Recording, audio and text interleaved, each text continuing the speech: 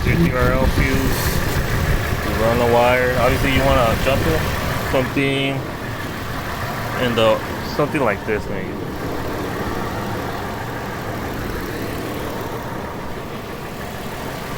Wire into the DRL fuse. Obviously, we don't have it right now, but we're gonna get it soon. We got it on order. And then you run that wire and you tap it to the DRL little red wire that's somewhere in the bottom. You're not gonna see it from here, but there it is. The DRL.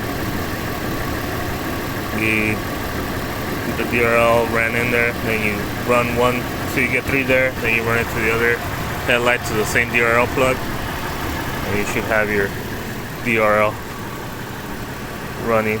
Obviously, you'll have your headlight on. We unplug the connector. It's down there. You can see the connector unplugged. It's on the driver's side. You unplug that connector, and it stops giving ground to the headlights, so your headlights don't turn on during the DRL function.